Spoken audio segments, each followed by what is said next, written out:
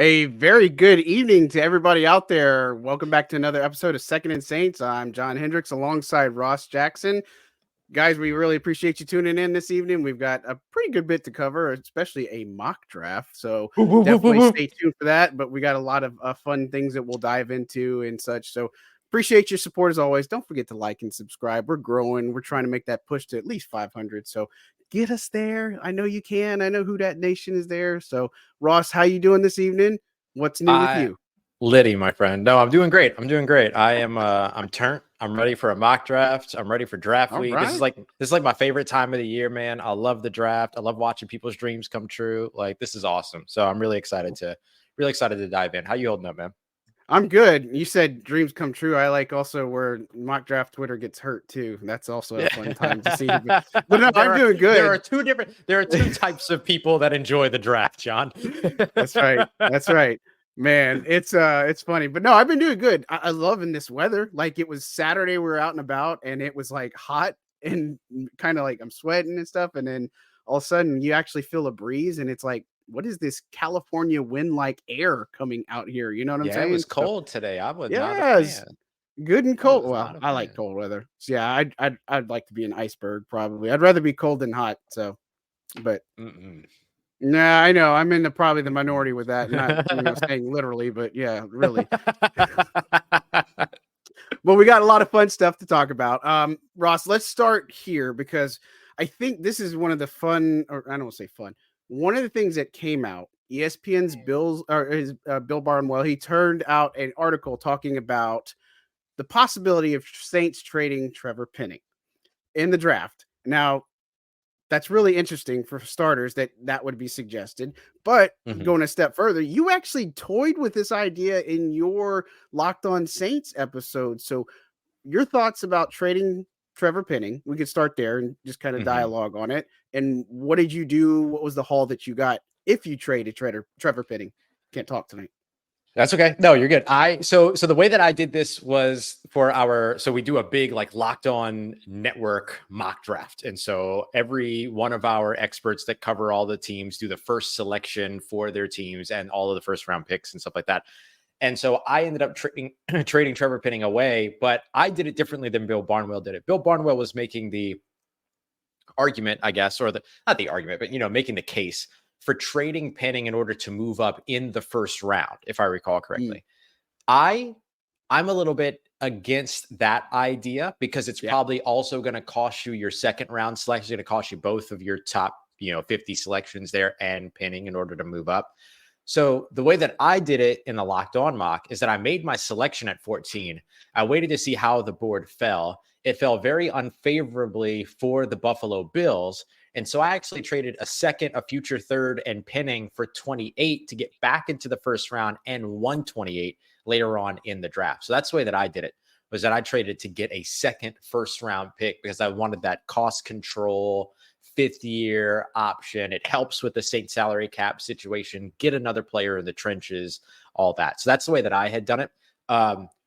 My reasoning for doing it, I think, was a little bit different than Bill Barnwell's as well. But let me stop there and then get your thoughts on the idea of trading Penning as if you already address your left tackle spot at 14, which is what I did in that mock.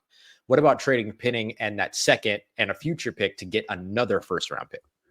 Yeah, I think so. Barnwell's his trade pitch was Penning 14 and 45 to go up with the Chargers to get to number 5. That is just too rich for my blood. I just don't even see that as even a possibility. I think, get out of here with that. That's just not possible because again, they haven't given up on Trevor Penning. That's just kind of the ideology. We've been talking about it for months and stuff. So I'm not in favor of that. But at the same time, if it is enticing to get back into the first round, if there's something you see and Penning could be a bargaining chip, that could be a possibility because you get your guy at 14, which we're going to talk about a good bit, and get you a right tackle because we're going to talk about Ryan Ramczyk and such in a little bit. But, get your right tackle. And then if you were to say, I don't know, I don't want to say give up on Penning, but let Penning get a fresh start somewhere, then maybe it is worth exploring that option. But, I know teams use the Jimmy Johnson draft pick trade chart, which is kind Mhm. of the signs of value for every pick and such. I just don't know if the Saints have enough ammo with the pinning and the second and without having to dip into next year, like Right. giving a high pick or something, which I just don't know if that screams what this team should do here. You know what I mean? And so Yeah. I get I don't like the trade that he suggested. I don't like that. I think it's too rich, and that would indicate they're probably going to get up and go get Joe Alt, and so I don't. That's not my guy. You know what I mean? I don't. Yeah. Right. We talked about it last week. He's not Yep. really that impressive to me, you know, and I think he's going to be great, but uh, just because The the separation need is so between big. him and the other guys isn't as Yeah, steep, you know what I mean? exactly, and so for me, it's a no. We're billion American Idol. It's a no, It's gonna be dog. no You for know what me, I dog. mean? It's gonna be no for No me, for dog. me, dog. So no. But again, that's the logic on that. Now play out your other scenario, like you were talking about. Yeah. So, and by the way, that scenario of trading up to 5 really only works if Minnesota trades up to 4. If Minnesota doesn't trade up to 4, then you're not going to be able to get up into the top 5 competing with 2 first round picks in this year's draft and then the quarterback tax that you have to pay. So you need all 4 of the top 4 quarterbacks to go off the board first. Then you can potentially trade up to 5 without paying the quarterback tax. But until then, you got to pay the troll toll, right? You got to be able to do that. Mm, So you're not going to be able to do it that way. And so my scenario was it got to 28. Buffalo Bills were not pleased with the board. Joe Marino, who hosts Locked On Bills, we were all on a Zoom call together, was like, man, I really don't like the way that this looks for me. This couldn't have gone any worse. And so I said, well, I might be able to help you with that. And so I made the pitch of trading the second and a future second, right? So mm, 2024 and 2025 second round selections to get up to 28. I knew that wasn't going to be enough, but why start high? So then he asked if there was like a player that I'd be willing to throw in. I mentioned like James Hurst, stuff like that. And then he said, well, what about pinning? And I said, I'll throw pinning in there if you'll do a future third. We settled on that. He also threw in 128. So it got me mm, into a 4th round selection, got me back into the 1st round. I was able to then make the decision. I had to kind of choose. Do I want to go with one of the edge rushers that's left on the board, like a Marshawn Nealon, for instance? Do I want to go with a defensive tackle that's still there, like a Darius Robinson, who also has inside out versatility? Or do I want to go wide receiver? I could have gone Xavier Legette there too. mm, And not bad an eye. I'd have been perfectly happy with that. mm-hmm. But for me, it was like, okay, well, Legette I might be able to get, or a comparable player to Legette I might be able to get at 45. So trading up to 28 is really only about getting the fifth year option. So Yeah, not worth my former 1st round pick and next year's 3rd, right? yeah. So I traded back up into the 1st, and then I took Darius Robinson because I feel like Darius Robinson can be a guy that can play inside and out. The Saints need a little bit of help on their interior. He can learn from Cam Jordan. He fits the Cam Jordan mold as a guy that could potentially bounce back to the outside. Might want to drop like a little bit more weight just to pick up a little bit of speed, things like that. But if all that's there, he's phenomenal. And you saw it at the Senior Bowl. His first step is ridiculous. And he's got Yes. really good pass rush moves, all those other things. And so I ended up going for him. The reason why I made the decision to trade Trevor Penning, though, wasn't because I don't think Trevor Penning is going to pan out. I think there's a chance that Trevor Penning pans out if he's in the right offense, if he's got the right coaches, all that other stuff. I like the destination of Buffalo for him. You got a veteran offensive line coach over there that could potentially do a lot for him, just like John Benton could potentially do a lot for him here in New Orleans. But I also feel like maybe New Orleans kind of hurt that relationship, maybe hurt that confidence a little bit by Oh yeah. effectively moving on from him after 6 games, right? Yeah. No And so question. here's an opportunity for the Saints to say, you know what? Get a cost control player, another cost control player, reset the clock on that, get that 5th year option on another player. You got your left tackle. I drafted Troy Fautanu in the 1st round. You could replace that with Talise Fuaga, JC Latham, whoever. Olu Fashanu and Joel were the only ones off the board. So Fair. take your top offensive tackle at 14, right? And Yep. then I made that move because it was the right thing to do in terms of potentially getting him somewhere where he can get a fresh start. Don't have to worry about repairing that relationship any longer. Let the Buffalo Bills take care of it, and then get back in the 1st round and be able to get that reset on a clock for another guy in the trenches that could be a long time starter for you. So that's the reason why I made the decision, not because I gave up on Penning in that hypothetical scenario, but more so just because it was like, well, I understand what has happened here, and maybe he's going to be better off with a fresh start somewhere else. Yeah, I think this is what I would say about Penning. Look, his run support is strong, and I So think fun. that when you look at the wide zone and all these things about the Mm-hmm. Kubiak offense, I think he is going to be a value and asset. And And I wonder if things like play action and more motion are going to help him out in the long run. Yep. But, it's always just the confidence is something that he has to work on. But B, it's just, I think he just plays too much in his head. He just needs to go out and even in DA was saying this about, oh gosh, who was he talking about at the owners meeting? Isaiah Foskey, golly, brain fart, Yep. saying that he just needs to cut it loose. And I don't know if that's the case for Trevor Penning, but I think at the same time, again, like we've been saying, he is somebody that the team hasn't given up on. They want him to be their left tackle.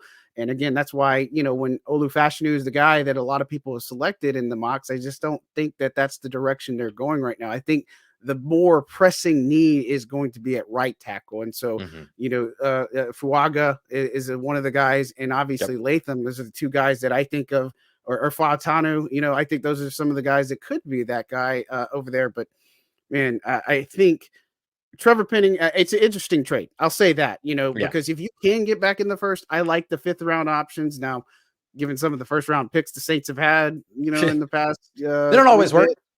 Doesn't always work out. Doesn't That's okay. work out. Yeah, and so I think if there's an opportunity, you have to at least explore it, because I think when you look at this team's mindset, and there's just so many ways you can look at this. This is why I don't think you trade Marshawn Lattimore, because that would just go against what this team is standing for in a way. Because if they're trying to compete for a division, you don't trade away Marshawn Lattimore. And if you do make a move like trading a Penning and getting back in the first round, if that's your bargaining chip, I think of the guys on the roster, I'm just trying to think, who else would you be able to trade? I don't think it's a Taysom Hill. I don't think it's Alvin Kamara. And with Lattimore, there's financial implications if you trade him too, that you could wait after the draft and potentially trade him. But I just don't think it makes sense. But who else on the roster would you trade? You know what I mean? Unless you're stacked at the edge position, you say, I want to trade somebody out there. I don't know. I don't know who that might be. If it's a Peyton Turner, I think that could be another wild card. Maybe if you look at him to potentially trade. I just it's all over the place, right? And so the idea of trading him, again, based off of what we know, I don't think that's a realistic possibility. But it could be tempting if somebody is looking. And I think what's going against them this year is it's such a rich tackle draft right now that it's going to be hard to sell somebody on somebody like Penning unless they had an off the charts evaluation of him. Yeah, that's a really good point. That's a really, really good point, right? Like, you would have to take Penning and then put him into this class and then figure out where does he rank amongst this class and things like that. And in that hypothetical, I mean, if you've got 28, you're probably going to be able to land a pretty solid offensive lineman there if you're at the bottom of the first round. And what do you get there? You get a 5th round option, right? So that, like, it all works out in that case.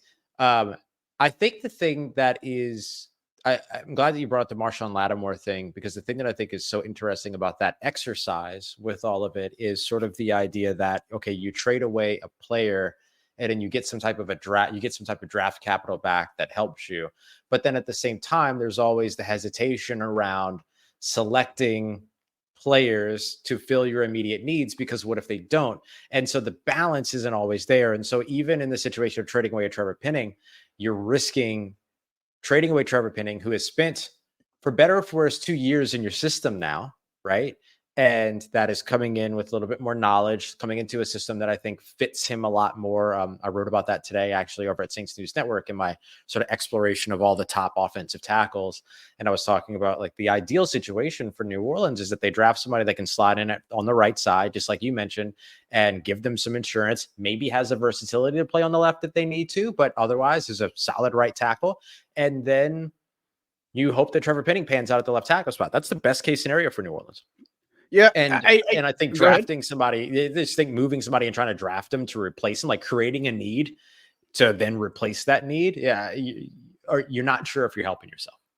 Yeah, and I was gonna say too, and again, I don't think this is the vision, but you still have guys like Landon Young, who the team is high on. You still have guys like Oli Udoh, who's been in this type of offense. He is coming off an injury. You do have a little bit of depth there, but again, you're looking at the starter. This is what you're kind of needing. And of course, whoever they draft is not going to be handed the position, right? But at the same time, looking at the roster, this is a need. And so if you have too many needs, I don't know if this team is, if you say this team has like 4 or 5 needs that they have to come away with this draft, I don't think they're in a compete now mode if you're relying on rookies to do that, right? I Good think point. maybe they're doing 1 or 2, maybe 1. I think that's that offensive tackle. And I think I'd make the argument of a real possession receiver. Those are the 2 that they really Yeah. need in this draft. I think a luxury would be a guy on the interior like a Tavondre Sweat or somebody later in the rounds that you could get, because this is a pretty good defensive tackle class. But again, from a depth perspective, they got some people. I don't know. Again, it doesn't set the world on fire, but it's some of these guys that have played football for them, right? And so Yeah. it's going to be fascinating to see how everything plays out. But with Lattimore, it's the only other thought process is if they would have traded Lattimore, then Alante's going back on the outside, and then probably Ugo's your nickel guy, and they probably could put other guys in the slot and get a little bit more creative if they wanted to. But I just don't. I just don't see the Lattimore. It doesn't make sense to me. I know people want to throw it out there like it's something good, but it's just like the people throwing out the Derek Carr crap from the other week. Yeah, all that Yeah, stuff. you don't realize that there's a no trade clause, but that's nice that Dallas, you come up with something to talk about. But I think the part that's gonna be really interesting around Marshawn Lattimore is that, like, I could easily see the New Orleans Saints not only drafting, and you wrote about this, but like not only drafting a cornerback in this year's class, but maybe even targeting and trading up for a cornerback in this year's class. And when that happens, I think everybody's going to rush to that means that they're definitely dealing Marshawn Lattimore post June 1. And I would even disagree with that. I would say that more than likely it's preparation for 2025, because you also got Paulson Adebo in a contract year. So there's a chance that there's a chance that maybe you don't extend him, or you do extend him, but then Marshawn Lattimore, like, keep him for 2024, and then you reevaluate that process in 2025. Maybe you make the decision to move on. If you do make the decision to move on after the season or something like that, then you have this young corner that's ready to go, whether on the outside or inside. Chris Adams-Drain, the slot corner from Missouri, Kyrie Jackson, one of my favorite ball hawking talents. There are not that many ball hawking talents in this year's class. And so being able to get a guy out of Oregon that can be that 3 interceptions. And then he also had a dropped interception this year. So could have had 4 and allowing 1 touchdown, like, played really well.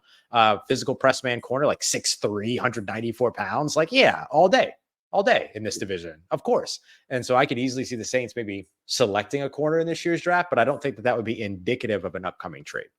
Yeah, I don't think so either, just from a sheer numbers perspective, because it's Paulson, it's Marshawn and Alante, and then after that, you got Shamar Jean-Charles and Rejon Wright, I think, is the other one. And so it's just, you're going to add, and the UFL is another spot. I mean, there are free agents that are going to be available, but I think a lot of these guys are going to wait till June. I mean, that's just a given. There's some big key names out there. A lot of them are 30 and over, but you could potentially plug in somebody. But after this year, if Lattimore's out and you don't sign Adebo, which I would expect those contract talks to heat up over the next several months, because I mean, Adebo played at an unreal level last year. Goodness, and I think you remember the year before, people were actually saying that they should get rid of him. Trade him. Yeah, he was hurt and all this other stuff, and they should get rid of him. I was like, this is where, when we were in camp, you see a player that's totally different in some aspects and just how he's able to grow and develop. But I just never got that. It's just like, you're just throwing stuff at the wall and hoping it sticks at that point, I guess, in a way. But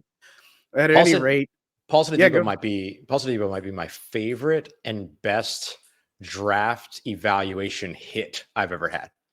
I thought that dude was a first rounder from the beginning. Then they had the COVID season that kind of knocked him back and stuff like that. He had a really strong rookie season, took a step back his second year, and then was awesome last year. Like, he's just a dude that, like, I think if he plays at the level that he played last year for, let's say, 80% of the next 5 years, you've got a phenomenal cornerback. Like, he would be outstanding in that situation.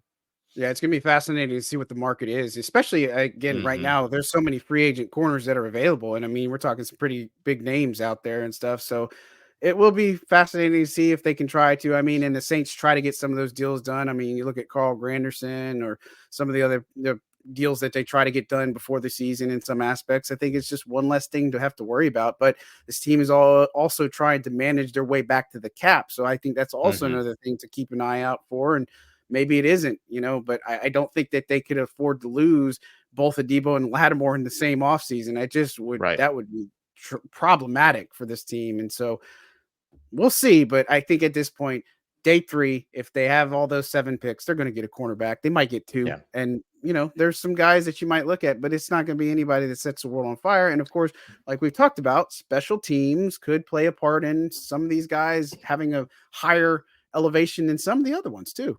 That's right. Special teams, special players, special plays. The thing that I really like about, or the thing that I was kind of about to crack wise about was, I don't know if you saw, there was another mock draft out there from another publication that had the Saints selecting 5 wide receivers in this year's draft and 2 cornerbacks, one of which was a corner that went to a school in Canada. He was an international corner.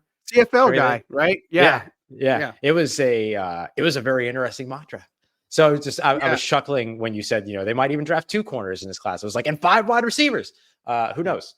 Who knows? Yeah, he was wide receivers. I'm pretty except for that. I can't remember his name. Yeah, it's Quantez something. Quantez, yes, something. But he's CFL. I think he might be undrafted. I think he could be a later day 3. Maybe he could sneak in the 6th or 7th round, but possibly undrafted. So I mean, it's somebody to keep an eye on. But it's very interesting, to say the least. But yeah, 5 wide receivers and 2 quarterbacks. Wow, that's wild. I'm going to be very careful with this name. I want everybody to know that's listening on audio that I am black. Quantez Stiggers is the last name. Stiggers, out of Toronto. He's 5'11", 205, 445 speed. He is listed as a 6th round talent according to Dane Brugler's draft guide. So usually like 6th, 7th round gets into like 6'2" PFA or UDFA kind of conversation in there. So I think you're right. And he's one of those guys that's not going to have to say, yeah, you glad I said it? Well, no, I'm just saying, I'm glad that you prefaced that for some people. And I'm just laughing over here because we're discount Key and Pele at this point right now. So that's what I would say. But it's always good time. So don't forget to hit that like and subscribe button. This stupidity that we bring up sometimes. We're here for the laughs. But going back to it, one of the things I don't say we glance over, but Ryan Ramczyk. We're going to talk to Mickey Loomis at some point this week, right? And so we're going to get a little bit more insight. Not that he's going to tip his hand on draft day. Every type of assistant under the sun, scout, and everybody's going to be talking, on WWL radio. And so it's always an exciting time.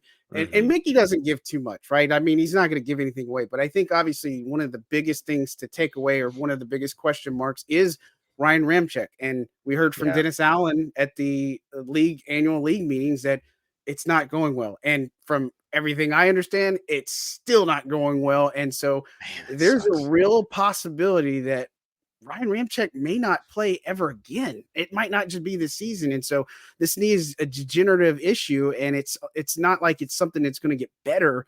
But at the same time, I think this is why when you look at these mocks and when you look at everything that this team is going to need, it's got to be right tackle. And it's unfortunate, but I look forward to getting some type of update. But I'm going to tell you right now, I don't anticipate any type of positive movement for Ryan Ramczyk. That stinks, man. Like, I hope he ends up being all right, just like for himself, right? Like post football, whether that's now or later or whatever. But like, it's just one of those. And yes, very, very good dude, very nice guy, very kind. Yeah, I've heard similar things. It's why yesterday when I did my predictive mock draft over on Locked On Saints, I switched my typical Troy Fautanu pick to Talise Fuaga in the predictive mock because I was like, yeah, I think right tackle is going to be the way that they go. But now this is a little bit more out in the open. I'm a little bit more comfortable talking about it, but it's a challenging thing, man. Like, for a guy who has dedicated, or for anybody who has dedicated their entire life to a sport, to doing a thing, and to have that potentially, or at least on the brink of being taken away from them for something that they can't control, it sucks. It sucks. Like, the human element of it sucks. But from the football side of it, you got to be prepared, because even if there is something miraculous that happens between now and the beginning of the season and he's ready to go, right? Let's just say the best case scenario happens. Right? The most unrealistic best case scenario happens. He's ready to go for 2024. Is he going to be ready to go for 2025?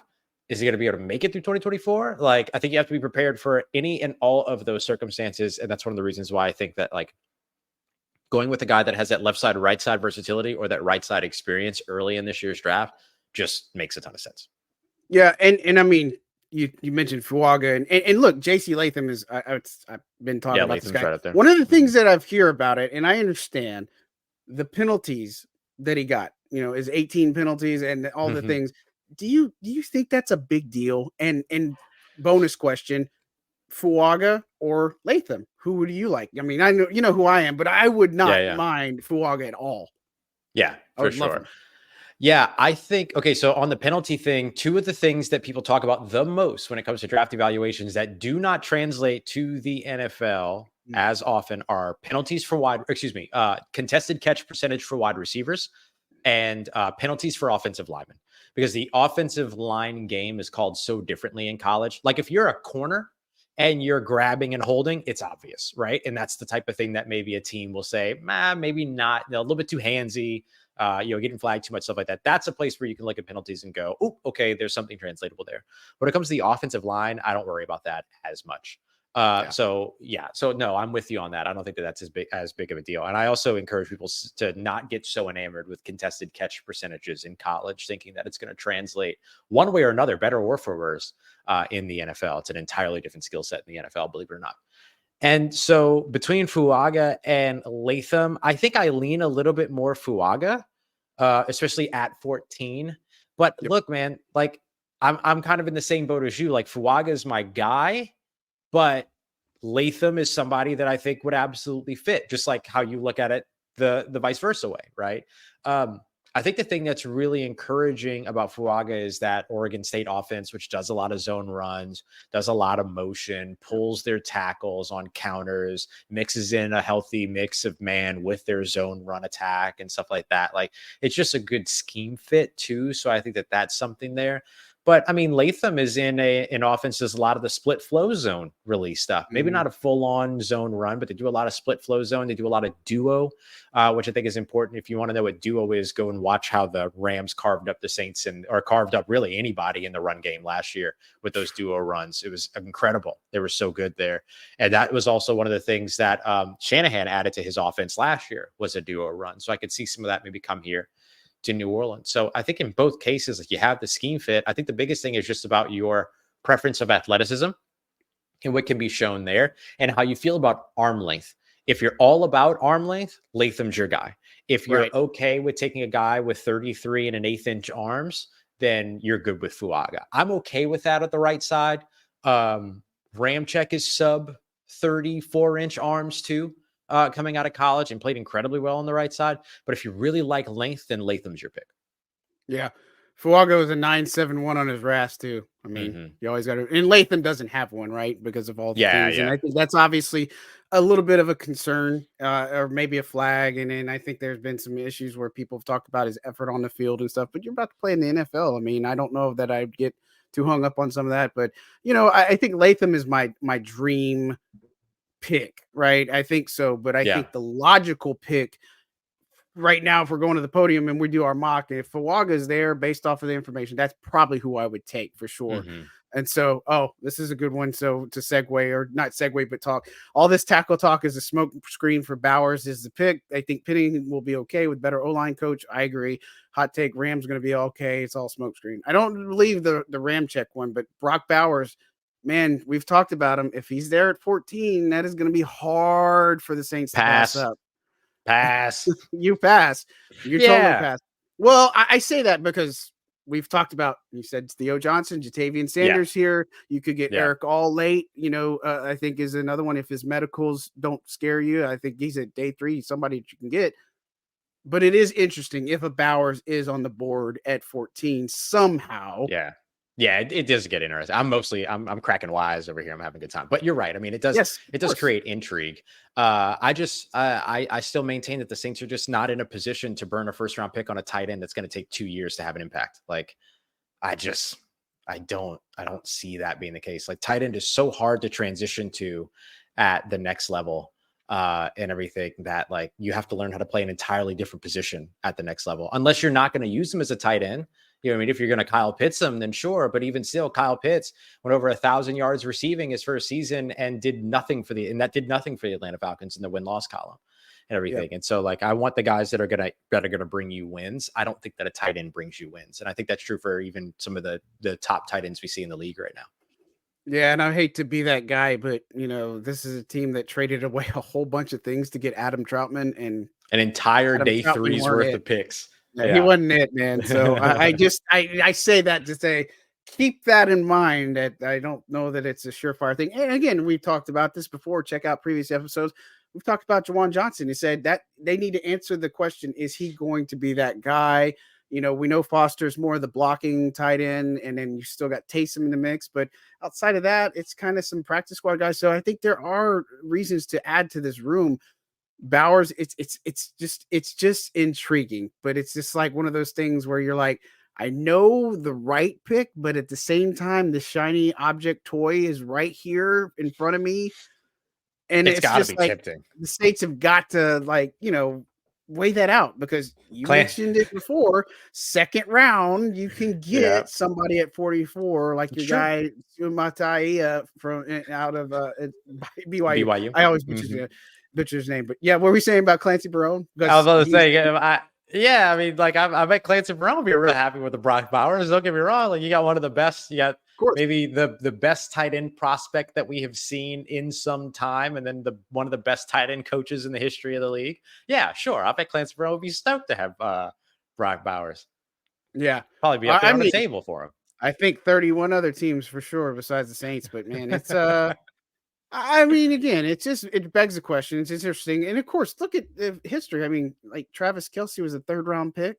I mean, Mhm. and again, the Saints don't have a third or fourth round right now, and that's what's Right. so hard, is because if you had a third and a fourth, I think it could better position these guys, because I would say a third rounder or fourth rounder on a guy like a tight end spot, I like it. But Yeah. when we did our mock last week, I took Jatavian Sanders in the second round, and he Yep. probably could go later, but I like his upside. I like his everything, right? And so Mhm. it's gonna be fascinating. But we're about to get into our mock now, which is going to be quite interesting, I'd say. Anything you want to discuss while I get this thing set up and give it some filler? Yeah, I will talk. Oh, we should talk wide receiver a little bit. Like, I would talk like wide receiver and edge rusher, right? Like when we're talking about some of these like needs and stuff like that, and stuff like edge rusher maybe isn't as much of a need as it is just like a core want at this point. I agree with you that defensive tackle is a little bit more of like a luxury. Like, can you find that guy? And you could probably find somebody. You could trade up to the second or to the third. You can, or third or fourth. You could find somebody in the fifth. A guy like Christian Boyd out of University of Northern Iowa, actually, Jordan Northern Iowa. Pinning's alma mater. He was the guy that came in on a top 30 visit, spent some time with the Saints too. So there's a few of those guys, McKinley Jackson out of Texas A&M. Like, you can find some of these guys later on in the draft Yeah. that I think would be helpful. Wide receiver is still the one that's really interesting. I think the best fit at wide receiver, in my opinion, for New Orleans, is in terms of who's realistic. Is Xavier Legette out of South Carolina, because he can line up Yep. outside and give you that possession X receiver, but he also has the run after catch ability too. That's a lot of fun. And so he's the guy, I think, along with Malachi Corley, that's like a perfect fit for what it is that New Orleans Saints might need. Yeah, I give you another name just because he's been really hot lately, is Mason Smith out of LSU. Yeah. I think it's another one to keep an eye out on 45. And of course, again, Saints don't draft LSU players or anything like that. Or, and of course, that obviously comes out, but that's another one to keep in mind, I would say. Yeah. You were going to say something?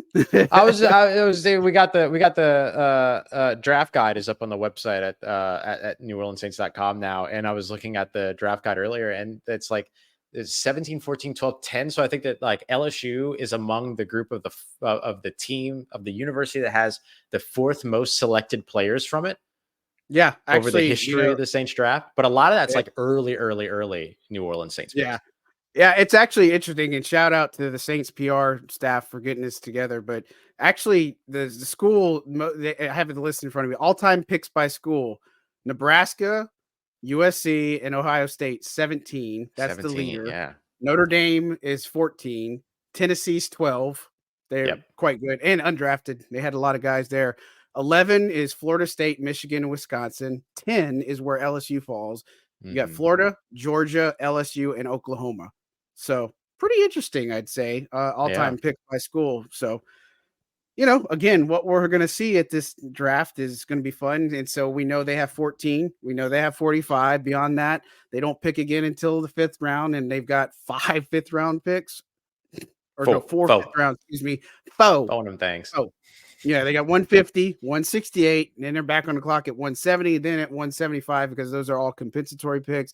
6 rounds at 190, 6th round from Philly is 199, and then they got that 7th rounder from Denver for 239. So I don't think they're going to make 9 picks. How many picks do you think this team is actually going to make? That's a good question while I get this thing set up. Yeah, that's a good point. I think 7 or 8 makes sense. Like I could see them packaging a couple of those 5th round picks to move up to get into like the 120s area. I look at like, I think Washington's got like 120 or something like that. Like I could see a potential move up to there. And then maybe like a future, 6th and one of the 6th round picks or one of the 5th round picks to get a little bit further up in the 5th round or something like that. Like you can see that kind of move, those kinds of moves happening. I think there's a lot of people that have said about how like the Saints have to make as many selections as possible. And there's kind of that spaghetti at the wall, kind of approach. But for me, if you just go out there and draft 10 players and you try your best without moving around, or only moving back or trading next year's picks and things like that, like you kind of get stumped if only 3 of those guys make your roster. Like you're better off going out there and specifically targeting a lesser amount of players that you think will work out. Because if you draft 10 and 3 pan out, you draft 4 and 4 pan out, you're better off drafting the 4, right? But it's just part of the draft crapshoot, right? You just never know exactly how it's going to go.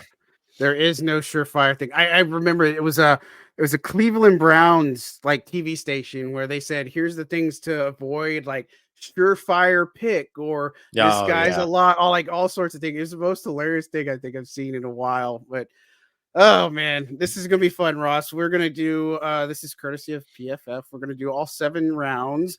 I'm gonna make it not fast because the fast is like, and so we'll get it to the medium. I guess we're going to use a public board input here. Care for positional value. It's toward the lesser side. Do you want to see more on that or less is more?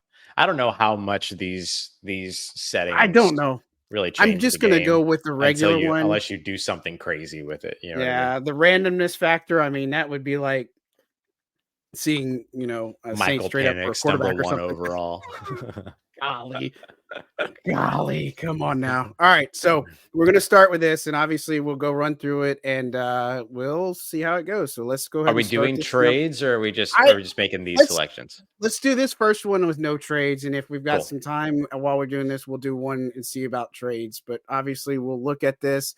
Saints have got some picks in 2025, so all sorts. Oh, there goes Dallas Turner. There goes Fuaga. Yeah. All right, so now we're on the board. So last picks before Terrion Arnold, Brock Bowers, Olu Fashnu's already went. Talisa Fuaga went number 10 to the Jets. Interesting. That's pretty bad if Fashnu and Fuaga are both off the board there. That's tough. This is where I would begin. But yeah, this is where I would begin the process of potentially trading back if I really wanted to, but we know that's not a thing that the New Orleans Saints will do. So, John, I think this is perfect for you, buddy, because this means your guy's on the board. And he's probably the best option. Yeah. So you're looking at Cooper DeJean or Dijon, however you want to pronounce it. Quinyon Mitchell, Latu, Newton, which is really interesting. Murphy, I think those are 2 that are really intriguing. You got Fautanu and JC Latham. Here's one to toss up because I've been seeing a little bit more of him. What are your thoughts on Amarius Mims? Because I've seen him a lot more as a sneaky one that most people are like, okay, it's Fashanu, it's Fautanu, it's Fuaga. Yeah. But I've seen some with Amarius Mims. What's your take on him? Yeah, Mims is incredible when it comes to his measurements, stuff like that. 6'7", 340-ish pounds. He's got I think he measured in 35-inch arms, maybe 36-inch arms. So just incredible tools and traits, but 6 games of starting experience over his time in Georgia. I don't think that the Saints are in a position right now with what they need on their offensive line to take another project. So that's my only concern when it comes to Mims. Otherwise, on a standard year, it felt like he would be the pick 100%, but they need a guy that's going to be able to start. I give one more to you because this is something Fletcher Mackel, good friend of ours at WSU, he took Graham Barton from Duke. What's the story on him? And I don't see that, but what's the story I don't see Graham Barton. I don't see Graham Barton going 14. The thing that is interesting and intriguing about him is that I think a lot of NFL teams see him as somebody that can move inside. Right. And so maybe the versatility is something there. But if I'm going to go with a Graham Barton because he can move inside, then I'd rather go with Troy Fautano, who's got a better chance at panning out on the outside than to me Graham Barton does, especially with the athleticism and all those other things. I like what Graham Barton brings if I'm looking for a tackle in the second round and he's there. He's not a guy, though, that I'm jumping at 14 for. Yeah, absolutely. And so I think, you look at teams below. I mean, if you could pull off a trade, we'll explore that. But I think there are some teams behind the Saints. If they get hungry enough and want to jump somebody, this could be a spot where you trade back. But again, the Saints don't trade back. Maybe they break the norm this year. So it's out of, for me, Fautanu and Latham, and you know where I'm siding on this one, right? Let's do it. Let's do it. I think that's right. I mean, based upon like where things are going and where things are trending with Ryan Ramczyk, you need to start at right tackle right now, and you're going to get it in JC Latham. Yeah, I agree. And so, especially with Fuaga off the board already. Right. Yeah, that would be tough. You know what I'm saying is both of those guys off the board already, but I don't think that's a bad thing because you see kind of how this board shapes up. So we'll simulate boos for the commissioner as he announces the pick. The Saints select from Alabama, JC Latham at 14th. Yeah. Go back to your hole. Yeah, exactly. I know. Hey, he loves to egg it on too. How he loves he enjoys it. Ooh, your guy Leggett just went earlier. Almost made it. He went at 37 to the Chargers, which would make sense. Chargers need wide receivers. That's a good spot. Patrick Paul's another sneaky one too from Houston. I think that's an interesting one. He And actually Jordan told Morgan. Yeah, I do too. Patrick Paul actually told U Stadium that he wouldn't be surprised to hear his name called, quote, late Thursday. So he says that there are teams out there that look at him as a top 32 guy. All right. So yep. Okay, so we're going to just go ahead and axe everybody that would think it, but no Michael Penix Jr. We're not doing that. All right, so wide receiver, you got Troy Franklin for Oregon. You've got Tyler Nubin. We've talked about reuniting him with Jordan Howden. That would be that's tempting. Adissa Isaac, Keon Coleman, Roman Wilson, Coleman and Wilson. There's my guy, Jatavian Sanders, just staring me in the face. This is another one. And you've talked about Fiske. We talked about him last week about not really we're not too high on him. Ricky Pearsall, that's another one that I've seen a lot of people varying opinions. But if you want to talk about Fiske, go ahead. But Pearsall, that's one I want to get some more insight on. Yeah, I'll keep it brief on Fiske so that our good friend Jordan doesn't beat us up. But Fiske is a guy that like was one of those dudes that just kind of jumped off the field at the combine and therefore got like really excited and everything like that. And I get that. But the short arms scare me, particularly for a guy on the interior. Doesn't feel like he has like the block shed, the pass rush moves really there yet, stuff like that. I think there are way more polished defensive tackles in this class, but his athleticism is the thing that kind of like lifts him above. And that's just the hype of the combine. That's what Trey Wingo once called with me the draft industrial complex at work. Yeah, those initials. That's funny.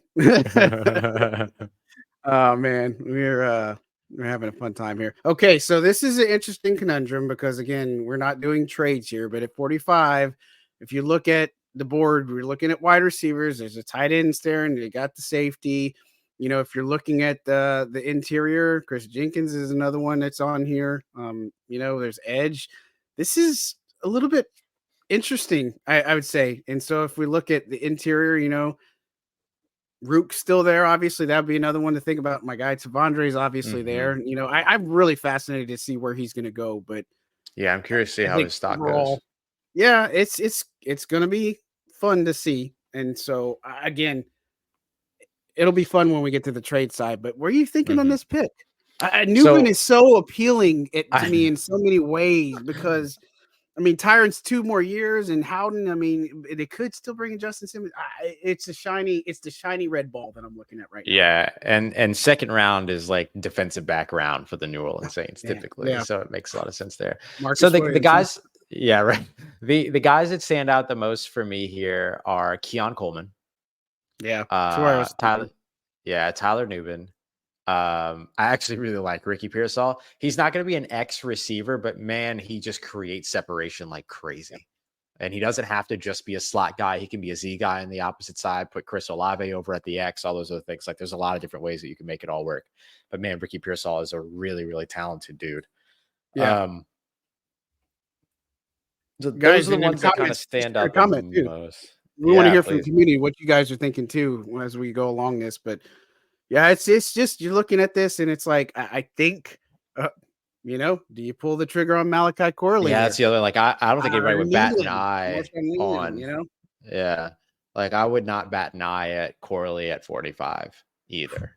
So, but I think in terms of like what the mold that the New Orleans Saints are looking for as like this possession receiver, it feels like Keon Coleman is the one that maybe fits that mold a little bit more. Adisa Isaac, another really good and talented pass rusher. That's a good run defender as well. It tested well. Like him. I mean, it's the good thing here is that we took the tackle in the first round because as you can see, not many tackle options out there right now. I think we'd have to go all the way down to Yale's Kieran Amageji in order to be able to really get somebody. Yeah. So I'm in between Keon Coleman and Tyler Nubin. And wide receiver obviously is the bigger need of the two.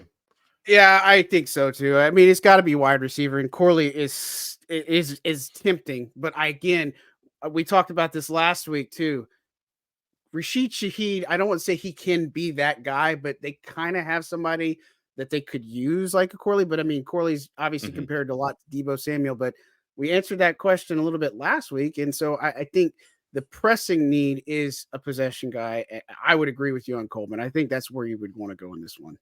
Cool. Let's do it. All right. Somebody in the chat asking, what about Adisa Isaac? I think he's good. Don't get me wrong. But I think that for the needs of this draft and where the Saints are and what they need, you can find another really good edge rusher later. Whereas this type of possession wide receiver, this quintessential X wide receiver, doesn't exist very much in this draft. And Isaac is a little bit under the threshold, 6'4", 247 pounds. And so I'm down with Keon Coleman. Yeah, I think this is it. I think Roman Wilson is a little bit interesting as well, but I think is Coleman has got to be the guy here. I mean, in these first two picks, you're solving two of the biggest needs that you have for this team. Yeah. I mean, you're solving the right tackle spot and a possession guy, and so I think it makes the most sense. Now we wait forever and a day. This is where we should have gone turbo. Yeah, this is the part where when we sit. When we sit in the we're gonna go turbo. Oh, I didn't realize you can adjust it. That's excellent. Technology is a heck of a thing. Oh, that's so good. That didn't used to be a thing. You would have to like stop, change it, and then jump back in and start all over. Yeah. That's we're gonna slow it down for now people a little bit.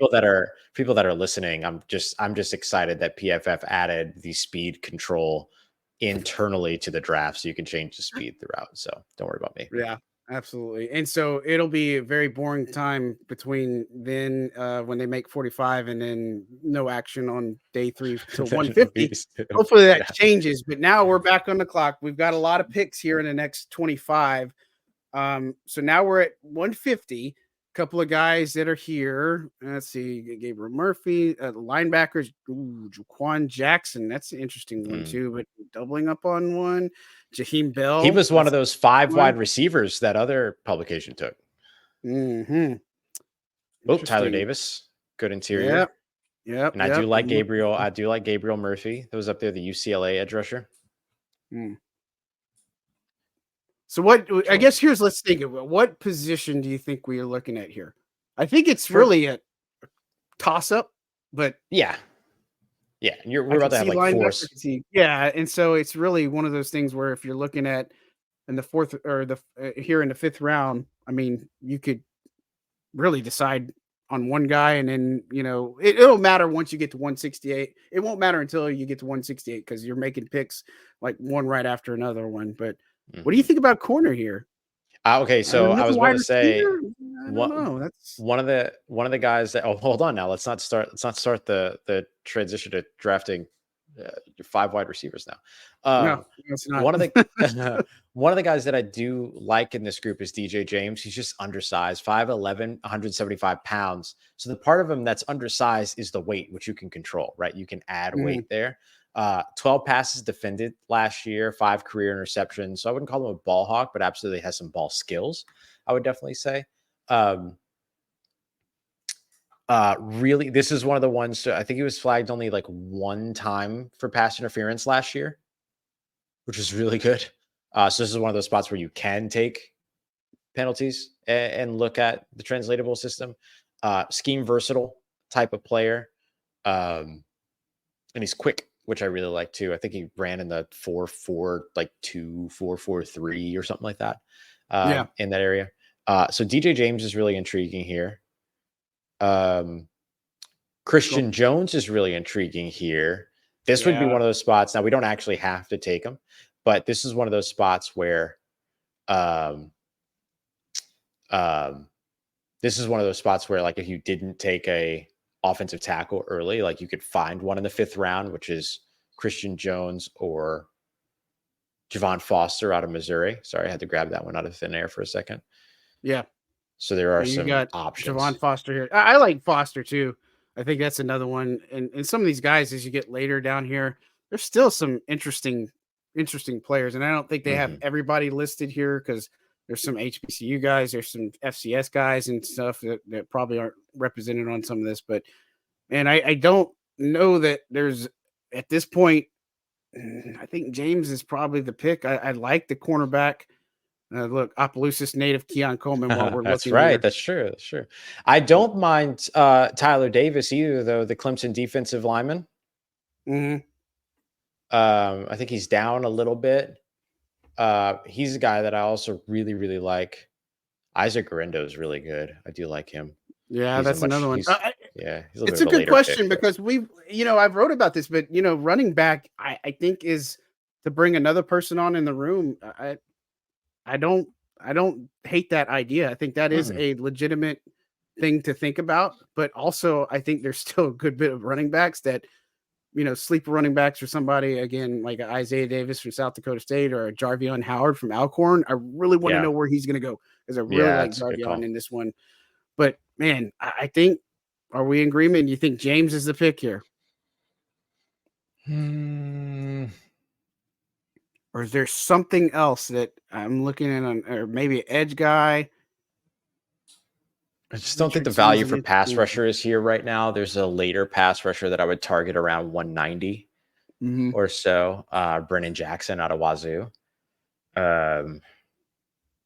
So here it feels like either DJ James or Tyler Davis for me, or the two. I do like Cedric Gray as well, the linebacker out of North Carolina, but I don't know that you need to run for a linebacker right now. Punter. I'm not saying that I'm going to, but this is an interesting name, Torrey Taylor.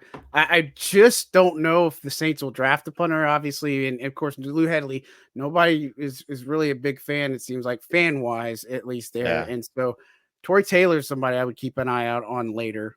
Maybe if they decide. I don't think that would be a bad thing to draft a punter, just because he's similar style and stuff, and so I think that's something. I think James is the pick. I would say James. Let's do it. We're gonna be right back. Yeah, we'll be back in 10 picks. See who all went. Not too many. Jaquan went, so there's that. All right. Oh, Zach Zinter. That's tough to pass up. Yeah, that's what I think. I think interior is another area that they got to look at because look at you got James Hurst and they're set on the right side with Caesar, obviously, but the left guard spot. I think as of right now, you're looking at it, it's going to be James Hurst, right? And so if not, they don't know what they have in Nick Saldiveri yet. And so they have some other guys like a Tommy Kramer and then, Mark Evans, who they had on the practice squad. And so I think guard is a spot where, again, you look at offensive linemen, I think guard is a realistic thing. You're going to come away with at least an offensive tackle. And I think you got to look at a guard too. You have to. I think so. I completely agree with that.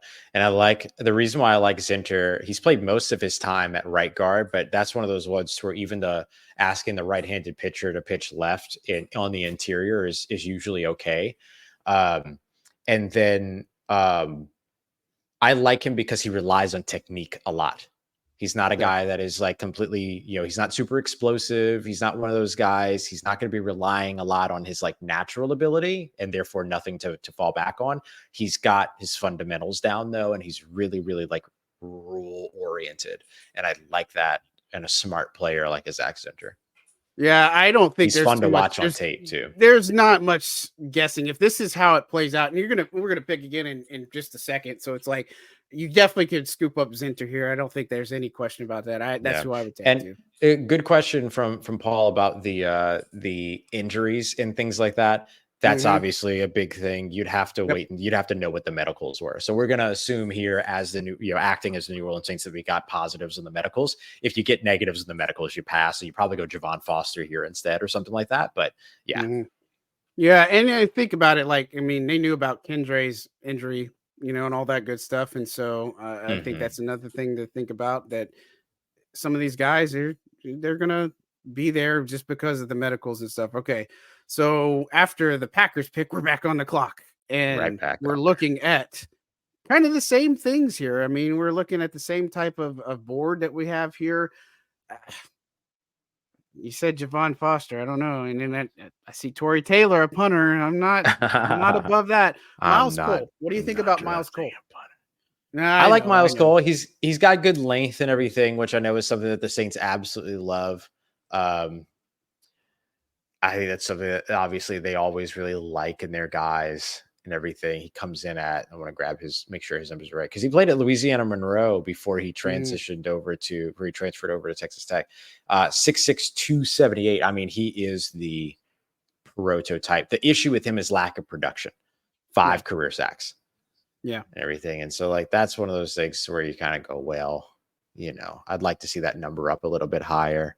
So he's got all the really, really good like traits and everything like that and measurables. He just doesn't have the production and the honed thing. I'll tell you who I really like here, honestly, is Keanu Oladapo, the safety out of Oregon State. I mean, safety would make sense.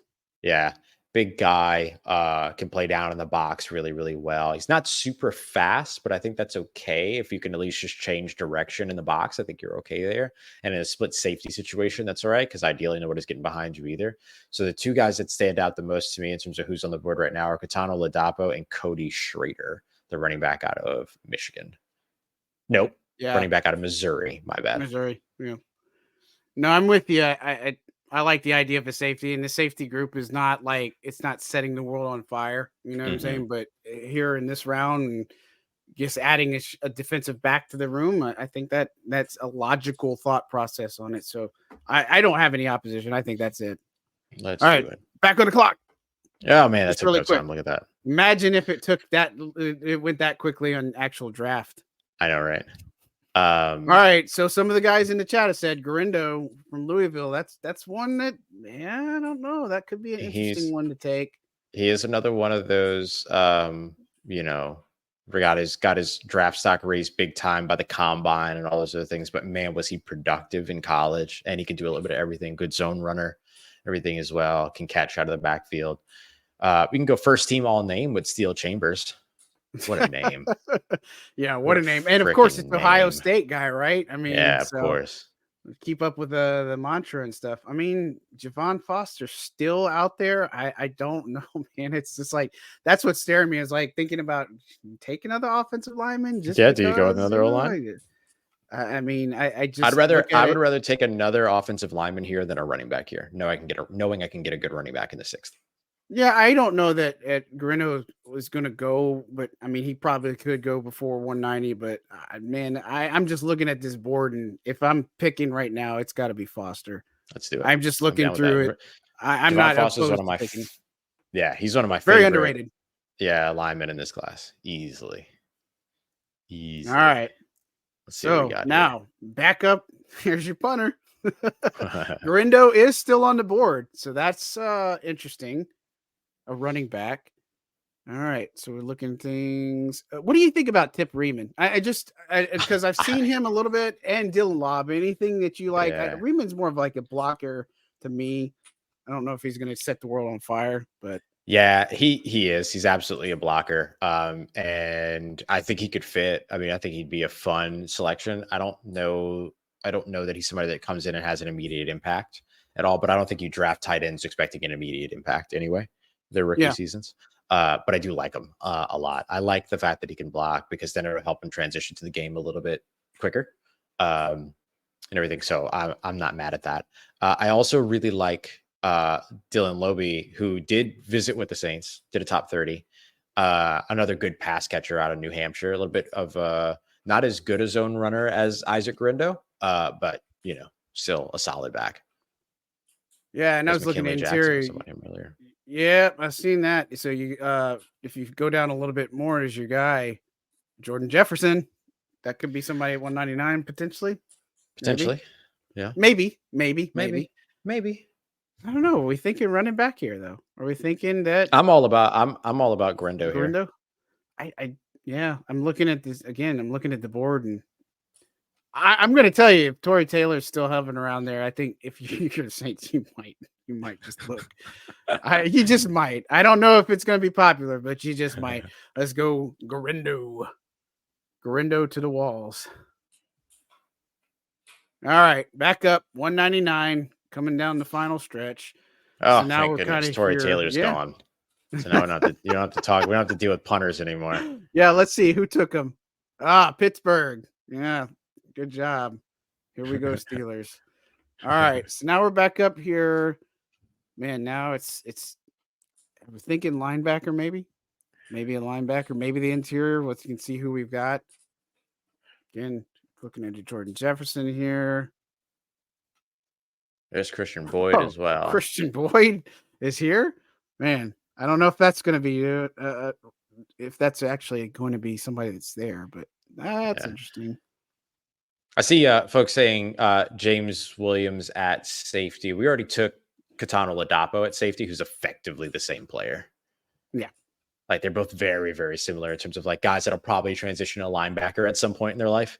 They're both those guys. I do like James Williams a lot though. James Williams could transition a linebacker like yesterday if he wanted to.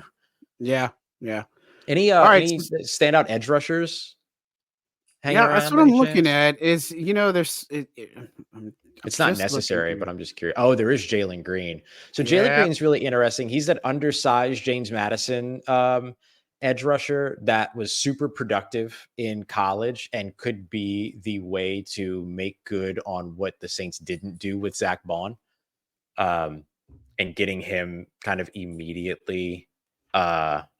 I took him. Sorry. Whoops. Oh, that's all easy. I liked it. I just liked the concept of what you were talking about. So but keep talking. I love it. Was it Green that you took? Yeah, I took you, boy. I took you. Oh, I love it. I love it. Okay. Yeah. Then definitely. Yeah. He's just one of those dudes that like as an undersized guy. You said Zach Bond, and I was like, oh yes, you need something like that. Because that is they got to fill out. They got to find that guy. Yeah. All right. So I jumped the gun. Sorry about that, folks. No, that's okay. False start on HENDRIX. Look at Joe Milton just chilling right there.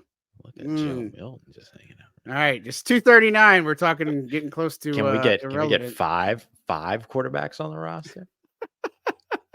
This is actually where I five Taysom Hill. So that's right. That's right. Can we get six quarterbacks on the roster? This is where I really actually like a little bit of the linebacker class, depending upon who's hanging around at this point. Dallas Gant, for instance, out of Toledo is a guy that I like. Jalen Ford. Jontre Hunter is a guy that I kind of like too. Yeah, I like him too. Georgia State, very underrated. But Dallas Gant is an Ohio State transfer to Toledo. So you get a little bit of that Buckeye bloodline in there. Jalen Ford, and then is Anthony Parker Jr. on the board somewhere? He would be out of App State. Let's see. App State linebacker. No, he's off the board already. That makes sense. Jalen Simpson, that safety right there, is one of the other ball hawks in this class. He might not be listed. I don't know if he actually went. They don't have everybody listed here. So that's the I'm other sorry. part. PFF is my draft knowledge too deep for you. My sincerest apologies. No, I'm just kidding. Rip. PFF's the goat. That's okay. Um, I think linebacker does make sense though. I yeah. mean, in some Tell aspects, us about your guy to Georgia State. Yeah, I think what I like about him, and it's again, he's just somebody that you look at his tape, and John Trey is he has a lot of desirable traits, right? And so I think Mhm. he's somebody that you could use in that bond situation. And I'm in favor of getting him, another guy like that. And so, Mhm. and I look at special teams too. I'm Yeah, really for sure. fascinated to see how that's going to stack up. Now, of course, you look at some of these deeper scores, like against LSU, he didn't play too good, and I mean, but other games he had some good ones. But guy that can stop the run, guy that can really more excel as a pass rusher. And so again, he's a very intriguing prospect to me. But that's kind of where I'm looking at some point. But again, we just took somebody there, so Yeah, but I think like with the kid out of James Madison, you're really looking at a guy that's a little bit more of like not a full-time pass rusher, but like when he gets out on the field, you're utilizing him as a speed pass rusher. Whereas yeah, maybe like a John Trey comes in and helps out on special teams and stuff like yeah, that a little bit more, a little bit more, especially guys that, you kind of mentioned his pursuit. Like if I remember correctly, he ran like a 4.9, he ran like a 4.91 or something like that. So he's like, he's a little bit slower, a little bit more like he's a little bit like less explosive. But man, if you can right. pursue, you're gonna make a living on special teams. And so I Yeah, think that I that's mean a spot that 6'2", 205 is where he's at. yeah. And so I mean, again, it was one of those you're in the seventh round. I mean, it's not like it's a big thing. This is a good one because I don't see any of these guys on here. Sundiata Sunday, Anderson, yeah. yeah, that is one that I really like too. The HBCU, I don't see a lot of these on PFF's board. So, Yeah. some of the guys like Jarvion Howard and stuff like that, or any of the other ones, I don't see them here. And so I don't know what's up with that, PFF. Why don't you have everybody? Supposed to have everybody. I'm even just going down just to make sure there's nobody. Evan Anderson. Evan Anderson, 7-sack season on the interior at Florida, not Florida A&M. I'm sorry. We're talking HBCUs. Florida Atlantic. That's okay. HBCUs deserve some love for sure. Yeah, of course. All right. So I guess we're looking at linebacker edge again. That's where we're Yeah, I'm thinking. cool. I'm cool with that. Is that Man, I'm really Yukon fascinated. that Yukon pass rusher? Eric Watts. Yeah, Eric Watts. I think he's a dude that's like super long. Let's see if they got He'd his be like stats on here. the opposite of Jalen Green. He is 6'5", 274 with 35 and 3/4 inch arms. I That's mean, nuts. It's out of control. length ending with an F. Length. Length. Length for days. Yep. All right. Well, let's make this pick. What are you thinking? I think John Trey, that's one, but obviously, look, I would take Eric Watts too. I mean, I was gonna it's say a crowded room, but if you feel that the edge rusher we just took out of James Madison and John Trey are like kind of in the same conversation, then let's go Eric what do I Watts because think? he's the prototype guy, Yeah, that's what I think out of UConn. Okay, cool. All right, so this By the draft way, is going to end. at 6'5", 274, he ran a 4.67 40. So that's pretty There's dang another good. Zarian Hayes. I don't think Sorry they about have. that. No, he's a good one there too, but I don't think Yeah. that they had any of those HBCU ones. But those are guys that are worth drafting for sure. All right, Ross, let us see how we did, and don't forget to like and Hey, subscribe, guys. For starter, or for mention that. Okay, it's clearly an JC A. Latham, B plus. Keon Coleman, A. DJ James, they didn't like your pick. Zach Zinter, B. Katan Aladapo. I can't This say looks their like my names. report. This legit looks like my report card from high school. It's incredible. It's literally It's just a lot B's of and B's C's. late. B's later. Yeah, the round fives, but Javon Foster, Isaac Garendo, Jalen Green, Eric Watts. So I think when you Heck look at yeah. it, 3 offensive linemen, couple of edge guys, and you got a running back, you got a wide receiver that fits a need, and somebody in the secondary, and obviously, 2 people in the secondary, a corner and a safety. overall, a B plus is what I'll they take give it. us. I'll take Hey, it. I'll D's get take it. degrees. I'll take a B plus all day. That's basically an A. Yeah, I mean, shoot. You know, do you need any more? Do you need to say any more? All right. So you want to go do this one more time with the trades? Yeah, we could do a couple little trades, All trades. right. Let's see. Because I'm really fascinated to see about the situation with Fashanu and Fashanu already Fuaga off and the all that. board and Yeah. Fuaga. That was pretty nuts. All right, let us We kick got a this thing off. we got a vote of confidence in the chat on the draft. I love it. All right, Bob will take it. Bob, sweet, love it. Appreciate the support, Bob. Do we want to All do right, the trades now, or do we want to try to do them in the moment? If you're trading, we're clearly establishing Technically, we're you're not waiting. trading up, right? We're not trading up, so I don't right. think so. But Cool. let's just see what happens when we come through.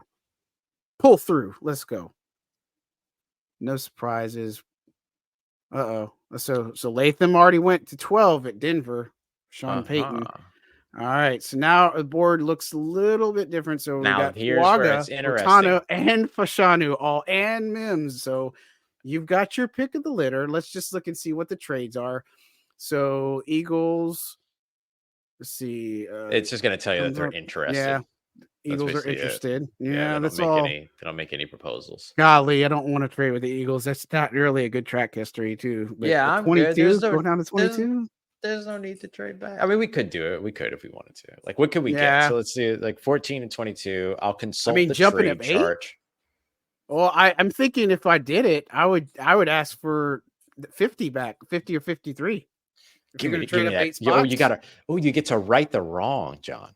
Yeah, exactly. You get to right That's the what wrong. I'm all about. Yes. So 22 and 50 would total up to 1,180 total points, according to the Jimmy Johnson trade chart. Saints at 14 are 1,100 even. So it's an 80-point differential, which is not bad.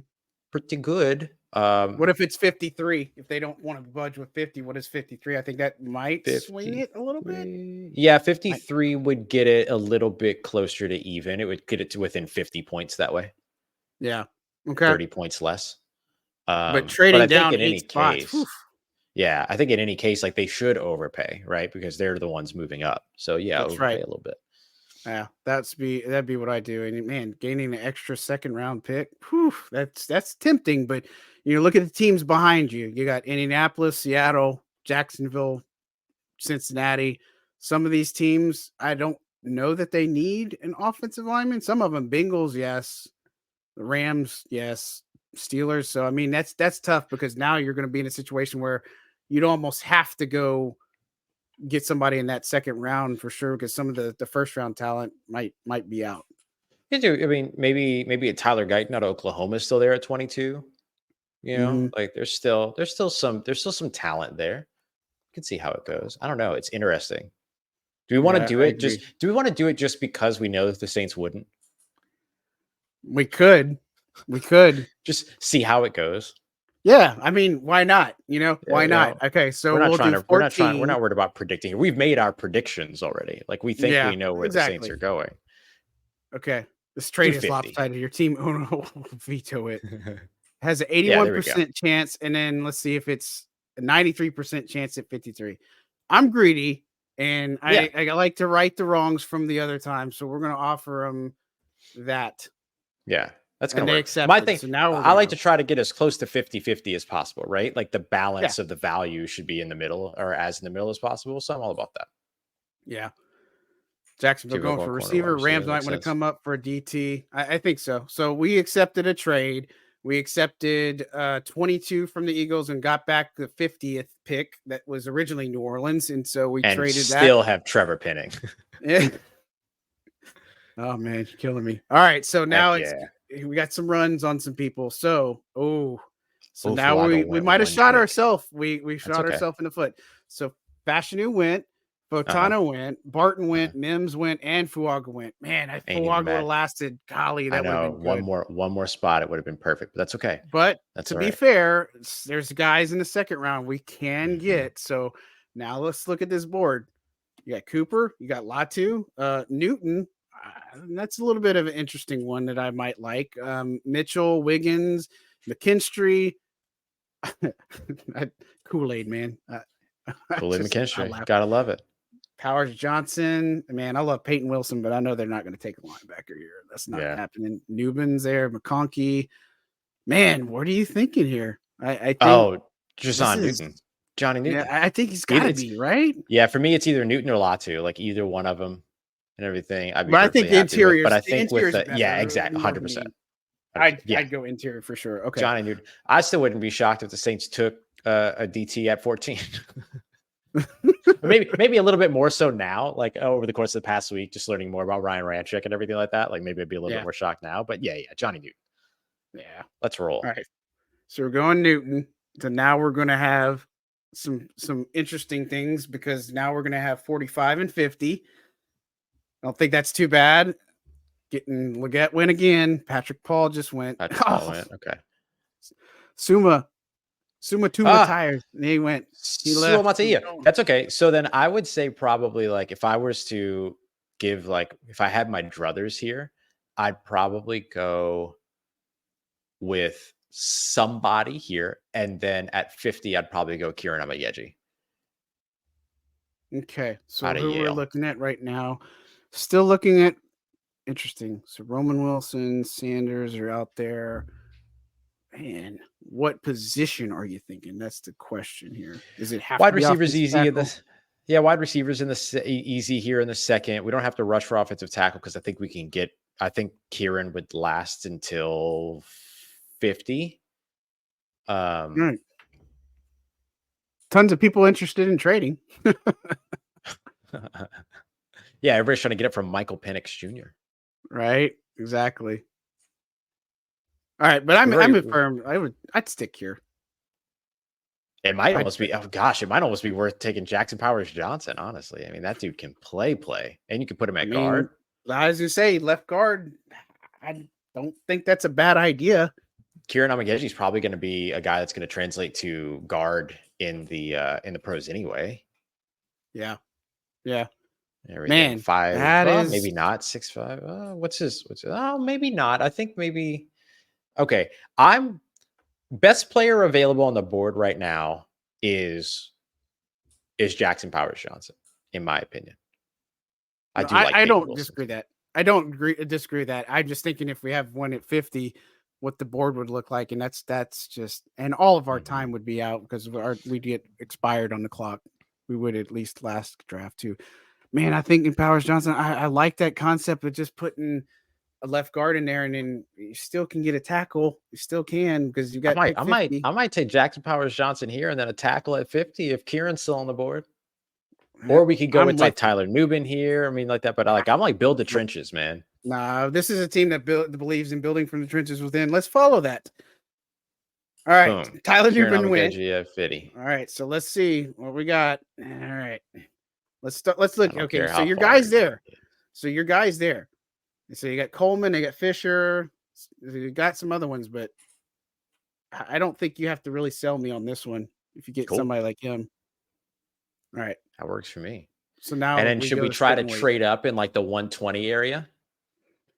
Let's see. Yeah, let's let it go. And then let's see if we can't get into the third or the fourth round. I think that's what I want to look at. It's a whole new team in the trenches all of a sudden, man. Man, I'm telling you. All right. Let me tell you a little bit. I'll tell the folks a little bit about Kieran Amayeji, because there's not a lot. I don't know that a lot of people know too much about him. Now he is coming off of a quad injury, which is worth mentioning, but played a lot of time at left tackle, played a lot of time at right guard as well. 14 games at left tackle, 10 at right guard. 36-inch arms, 36 and an eighth inch arms, if I remember correctly. 6'5". Like he would fit so well at right tackle. Like it would absolutely work. You could move him inside too if you wanted to, but. I probably wouldn't trust him right away at left tackle, but I'd feel pretty good about him at right tackle. Okay. Yeah, I think so. So I paused it because we're in the fourth round. So we didn't trade up in the third. So now we're just looking at who's in there.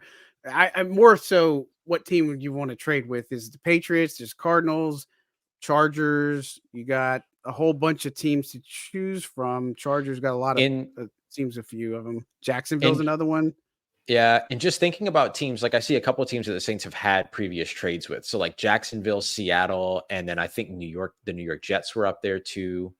Those are all teams that make sense. New England definitely makes sense. I try to get 116. I'd want to get 116 from Jacksonville. I think that's what I think. 116? Let's do it. Yeah. Okay. So then I would probably start that one 116. That's going to be what?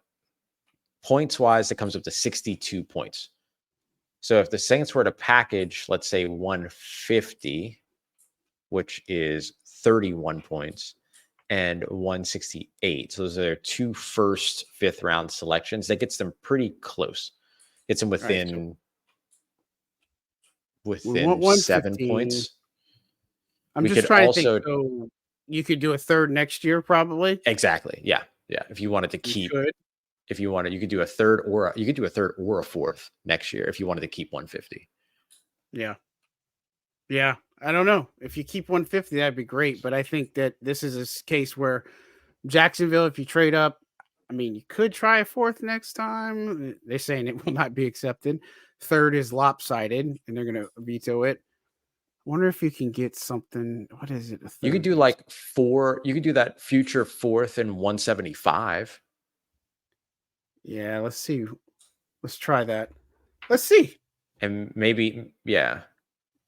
Okay, it worked. Oh, so great. We made the trade and got back into the 4th round. We moved up from 150 to 116. We kept 150. We traded around a 4th next year and 175 with the Jacksonville Jaguars. So now we're back on the clock. I like that because I like getting you back into the 4th. At 3rd might be hard, but the way we've played these trades out, I don't know. It's always fun. All right, so now what we're looking. Oh God, Tavondre's there. Must resist urge. Okay, so let's see what wide receivers on the board real quick. Wait, hold on. With their first round 4 selection, New Orleans Saints fans select punter. What? That seems right. I do. That seems. Oh God. That seems logical. Oh man, Kitchens is fun. Yeah, that is a fun one. And so we got to think about it because we're not going to pick against until 150. And so what we've got, we've talked about the trenches, but are we looking at wide receiver? I'm curious what wideouts are on the board. Yeah, let's take a look. So Smith was obviously the top one. Rice, Washington, Williams, McCaffrey, Cornelius, Jalen Coker, and then Jaquan. Jaquan is going to be interesting. I really think he's going to be somebody to keep an eye on, but not here, not at 116. Yeah. Do you like any of these guys at 116? Just Brendan Rice. I will spend any draft pick post 100 on Brendan Rice because then I get Jerry Rice in my wide receiver room every now and then for my young wideouts. Yeah, I don't deny it. Can you believe that we're at that point? Like Frank Gore, Jerry Rice, Jeremiah Trotter, like all these guys. Like there's so many of them now. I'm like, I'm old. First of all, I look a lot. I'm a lot older than what I look. But holy crap! You know what tripped me out? The one that tripped me out was Cam Jordan posted. I think it was yesterday. I think it was on Sunday of this week. He posted a photo of Steve Jordan, his father, who of course played for the Minnesota Vikings himself, and his son Tank, saying the legacy, the present, and the future. And then I was like, oh my God, I might still be covering this team when Tank Jordan gets selected in the draft at some point. Wow. Like there's a good chance that happens. Yeah, nothing like being old for that. I hope so. I hope I'm covering this team in 20 years. Yeah, for sure. All right. So it's Kitchens or Rice. I don't know that I would be upset. And I know everything in me is like, oh, Tavondre was out there. So that was the, Yeah, but we got Johnny. I think we got Johnny Newton. I don't think there's a point to do that at all. So it's just, do you want a safety or can you wait for the safety? We showed that earlier. Yeah, I'd have to cross my fingers on the safety thing. Yeah, I don't think Rice wouldn't be a bad guy to take here. I'm all about Brendan Rice. Quintessential X receiver, very good route runner. Surprise, surprise. His dad's Jerry Rice. Yep. Safe player in terms of like culture, safe player in terms of catch, like good hands, possession receiver. I mean, 8.73 on a RAS, not too bad. yeah, Yeah, I think so. I'm going to go I love Rice. it. And then I'm crossing my. I'll wait until 150 at this point, if I'm being Yeah, honest. I'm good with that because we at this point we picked up an extra second, and then we also got back and forth. So again, for Yeah, those who might have been just joining us, we made some trades. We traded down, which we know is probably not going to happen, but at the same time, what we got in it, we got back 50, and then we were traded down 8 spots. So I think that's a big one. All right, 150 now. This is what I was hoping for. So the reason why I was willing to pass on Cameron Kitchens is because I was hoping that Malik Mustafa would be here at 150. Just Whew, an that's a good one. absolute downhill safety type in the box, like outstanding. So Yep. my vote early is Malik Mustafa. Although I do like Will Shipley too. You want another pass catcher out the backfield? Yeah, I don't know. I don't know if I'm looking pass catcher like that right now because of what they've got, at the Mm-hmm. moment. And Mm-hmm. so I think need wise, I like Mustafa. I do. I like Mustafa. I can agree there for sure. Okay. Can drop back in the coverage in a split safety situation. Probably don't want Yep. him as your lone safety, but playing down in the box, let him punish. I love it. Yep.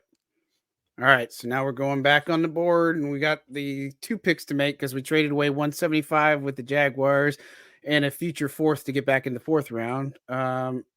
So How much of a curveball would Jordan Travis be? I mean, before the injury, dude, he was balling. I know. And it's tough to think, but I just with them, it's just too crowded. And I know that they're going to give Jake Haener a fair shot. Yeah. I think we talked about Peterman and Kellen Mond last week. And of course, they still have Taysom Hill, but out of Mond and Peterman, they're probably going to be number 3. But you're just hoping that at this point, Haener is that guy, a backup. Yeah. And so makes perfect sense. Yeah.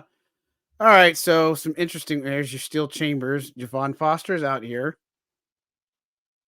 Let's see. Jaden Sheridan, Whittington, Jordan Travis, and that's interesting. Walter Rouse. I like Kalen King out of Penn State. I was going to ask you about him in the last one because I was looking through him and stuff. That was an interesting one.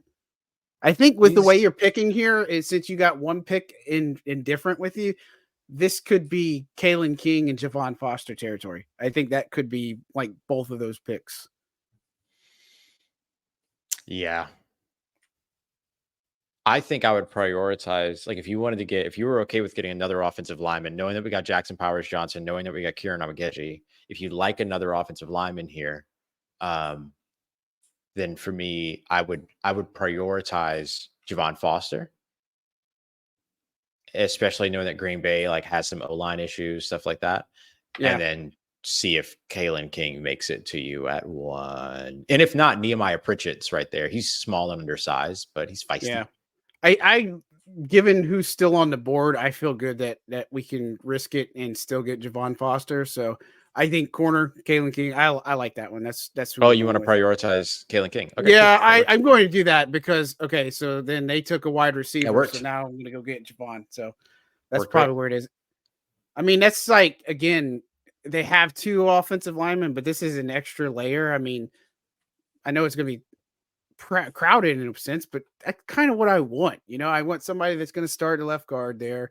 I like veteran. James Harris is a veteran that could play swing or jumbo if that's the case. If a Powers Johnson would stop there, so yeah, Calvin likes. He did really drop. I think part of the reason why Kalen King dropped is because my understanding is that teams like him at safety too. So there's a little bit of a drop because of that. And then tackling is his big question mark. I'm going Foster. I like that one. I think it just makes sense. And I think too, when you look at it, some of the contract situations beyond this year too, I think it just reinvesting in this offensive line it's just gotta happen. And I know there's still free agents out there, that are going to come up, and so that could be a possible. Hey, the punter's there. I was about to say your guys here. And Jordan Travis too. And Jordan Travis. Come on now. Yeah. And right, Josh Proctor. Let's load up. Man. And Garindo's there too. Garindo's there again. Yep. Could make sense. Yep. Jalen Harrell, a little bit of an underrated pass rusher. Excuse me, let me rephrase that. A lot of bit of an underrated pass rusher. I actually like him quite a bit. I don't know if he is. You got to squint to get him in the prototype. He's like right there.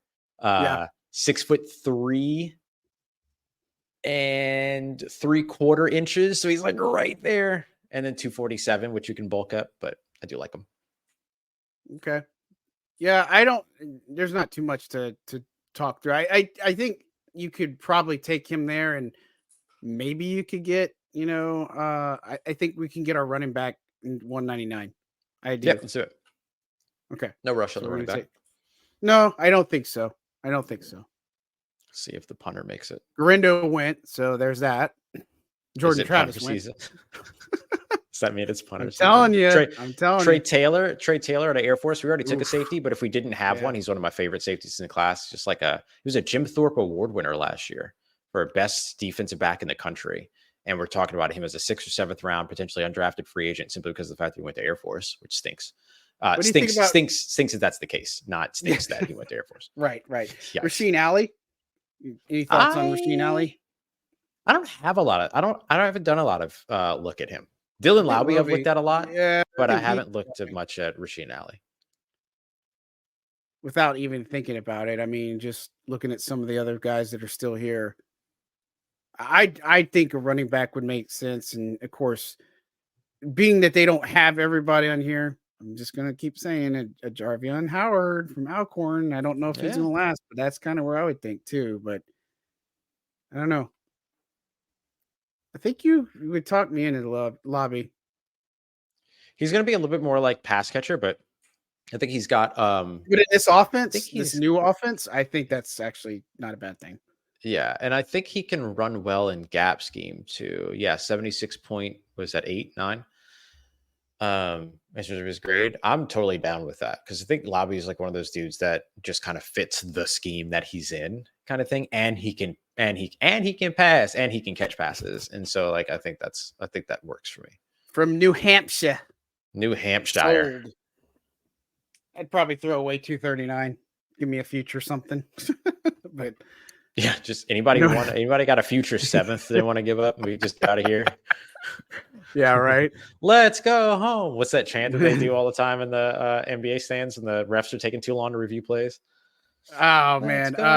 Yeah. Or whatever it is. Please, Pels, while we're at it. Please, Pels, let's go. Let's go, Pels. Come on. Let's go, Pels. All right, 239. I don't want to say throwaway pick, but all right, hear me out. No, I'm just kidding. Hear me out. Carter Bradley. Cam Little, 3 kicker action. Solomon Byrd, little pass rusher out of USC. Not little, though. He's a little bit bigger. Tahib Still. Tahib Still is a corner that I actually like Tahib Still. I have Tahib Still ranked higher than Kalen King. Wow. I thought he was already off the board. I didn't think he was going to be dropping all the way to 7. Yeah. Trey Knox is a lot of fun.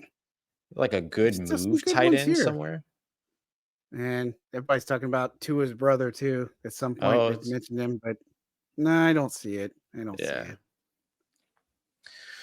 I think you loading back in the secondary. I don't think that's a bad thing at all. And if this is your guy, then I'm not going to debate you on that one. I like Tahib Still. He's just one of those dudes that like fits well in the man coverage scheme and all that stuff. 5'11", 188. He's a little bit undersized, but 4.49 speed. Boy, he fast. And he's got like that kind of scheme versatility and everything like that. 38-inch vert. It's only 21. That's pretty good. And he's good natural like ball skills too. Could be a nickel player too, especially at that size. So he'd be a different selection than Kalen King. I might trade for a future 7th before this draft is over just because I got Tahib Still. Like, yeah, for real. We're going. Let's do it. A plus. Yeah, there's the grades. Let's go with some grades now. That'll be A fun. plus 100, top 1% of all drafts. Hey, we earned some awards too. I don't know what that is, but sure. I don't know. You got to gamify everything, right? Yeah, I'd like to thank the Academy. All right, so here we go. This is our summary. A. So we traded, just so you know, we traded with the Eagles. We traded down. Preface that because we got back. We traded 8 spots back, and we picked up 50, which is New Orleans' original pick in the second round. So recoup that pick. It was between 50 and 53. So we went back and got 53. We took Johnny Newton, first round, 22. Then first pick, Jackson Powers Johnson, because we want the left guard. That's where we project. Then we got Kieran on 50 because we're going to solidify the trenches a little bit more. So they gave us A, B, and a B because we went with Brendan Rice, Jerry Rice. They just did that. They just did the B for Brendan. Yeah, B for Brendan. That makes sense. And then we made another trade because we wanted to get back in the fourth. So we gave Jacksonville our 5th rounder, 175, and a 4th rounder next year, which of course maybe not be as appealing, but I think that makes sense. And so we didn't trade after that. Malik Mustafa. We went secondary for sure. So Kalen King, Javon Foster, got another trench guy, Jalen Harold, Dylan Lobby, and Tarheeb Still. 2 C+ kicks. And they don't like your King pick. C. B+. I don't like my King pick anymore either. When I saw Tarheeb still available in the 3rd round. Let me mulligan 1 pick right quick. Dang. Yeah, right. Let's go back. But that's okay. Like I dig all that. Yeah. I can't be upset with it. I really can't. I mean, I think it's going to be fascinating to see if this team is going to trade up or trade down or anything like that. 3 centers on the interior line. No, they're not 3 centers. One's a tackle, one's a he's about Eric McCoy and Cesar Ruiz, who played center. Oh yeah, of course. Or have played center at some time, right? Yeah. And then you get Jackson Powers Johnson in there. So you really what you do is that you just move them every play. Different center every play. Yeah. Keep them guessing. People, keep them guessing. Keep them legs fresh. That's right. I got to be careful. People are going to think I'm like actually saying that. Like Roston lost his dang mind. Yeah, it's just true. We probably have lost our mind a couple of times. So, all right. Well, this is cool. This was fun. A lot of fun. This is great. So we're going to be around for the draft. I don't know about the live stream and stuff, but as we wind down here, again, thank you guys for tuning in. Don't forget to like and subscribe. Again, pushing to 500. We are only growing and stuff. So this is a fun thing that we love to do. And I cannot tell you how, can't say it. Hey, look, okay. I understand. It's okay. I don't blame you. It's okay. There's a lot of unrealistic things happening in that draft. We traded back. Jackson Powers Johnson was available at 45. Like, we get it. It's cool. Of course. Yeah, I know. Of course. And I'm sure everybody's going to be disappointed when draft comes along at any rate. So that's just how it goes. And if I'm not kidding, if I ran a team, I would draft a QB pretty much every year. Thanks, Will. Will and I used to write together at what used to be All Saints Considered. Okay. Yeah. What's up, Will? Hope you're well, man. Thanks for checking the show out. That's awesome. Yep. So again, we appreciate you guys tuning in, and man, just giving us your time is just, we appreciate it. Really do. I can't say that for enough. real. I wouldn't do this show. Like, I love doing this show with Ross. I mean, I know we've got a whole bunch of things going on, but dude, it's just, we just vibe together. And again, the way it is and such. Jordan Travis. There's a Jordan Travis love, and there it is. Let's go for 6 quarterbacks in the room. Let's do it. Let's get crazy. We're gonna put him in a cage match, man. That's right. Fight to the death. Yeah. Taysom's gonna win, by the way. Yeah, he will. He will for sure. Oh, he's throwing out some personal info. All right, there you go. Ross, let's end with what you got coming up on Locked On. Obviously, it's probably draft stuff, which is not a shock. So no, not at all. I did all of the kind of look yesterday at my predictive mock draft with Talise Fuaga at 14, looking at that right tackle spot. I'm going to delve a little bit deeper into the right tackle spot today, especially now with more public knowledge around the Ryan Ramczyk situation and stuff like that. I feel a bit more comfortable with that now. So I'll discuss that a little bit more, get into some of the things that I wouldn't be surprised to see by the New Orleans Saints. And then my favorite thing that I do before one of my favorite things to do before every draft is I go through the first, like the early top 100 selection. So for this one, will be just the 2, 14 and 45. And talk about what the most surprising selection that I can imagine being possible is at each of those selections. So I'll probably do that in Wednesday's episode. Very cool. That's how I got. I didn't get Peyton Turner right, but I got edge rusher right a couple of years back with that. So yeah, pretty good. Makes sense. So we'll have Mickey, and again, all the interviews and stuff that come up, you can catch them on Second and Saints. All that stuff will be here, and so when we have Mickey, just make sure you tune back in. We'll have it up for you and stuff. But for me, again, just Saints News Network. Make sure to go to our site and check out stuff. I've got a couple previews to finish, just safety, and I'm going to dive into special teams. I'm going to talk about that punter, Ross. Let's go.